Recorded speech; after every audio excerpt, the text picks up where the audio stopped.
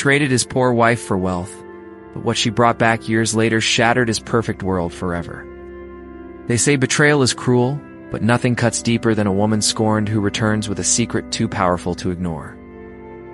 Had given Oliver everything: her youth, her loyalty, her unwavering love, and 6 years of sacrifice beside a man who once held her hands in a broken Birmingham flat, whispering promises of forever. But when Oliver's career in finance took off, and he started mingling in London's elite circles, the glitz changed him.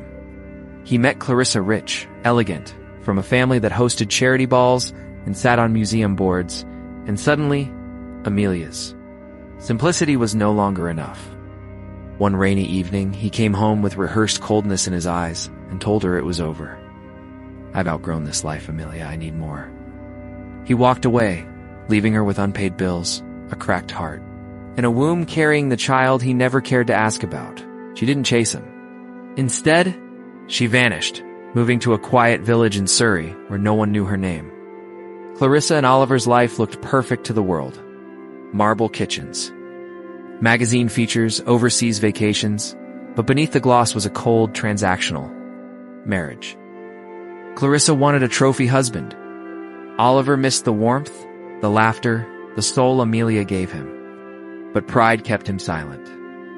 Meanwhile, Amelia raised her daughter Lily alone, working as a school librarian, reading bedtime stories, and saving every penny. She never spoke of Oliver. 9 years later, Oliver stood on stage at a London Awards gala receiving a Philanthropist of the Year award.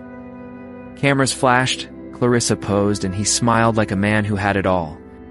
That same night, Amelia walked into the back of the hall, graceful, composed, eyes sharper than ever.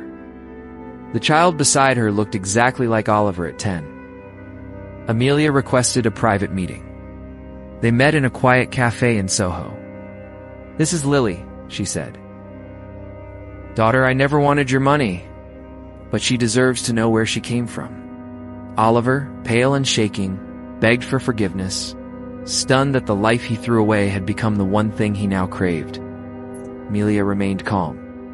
"It's too late for us." But not too late for her. Clarissa discovered everything, and instead of shame, she flew into rage. "You brought scandal into my name," she screamed. The perfect life crumbled. Amelia filed for joint custody, and thanks to the truth, DNA and her silence over the years, the court granted shared parenting. Oliver tried to rebuild trust. He started showing up for school plays, birthdays, rainy Saturdays at the park. But the more time he spent with Lily and Amelia, the more the absence of real love at home with Clarissa suffocated him. One day, he stood outside Amelia's door, tears in his eyes. "I left you when you needed me most, but I've never stopped loving you."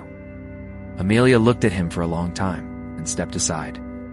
Not for him to return, but to let Lily hug her father without bitterness in the air.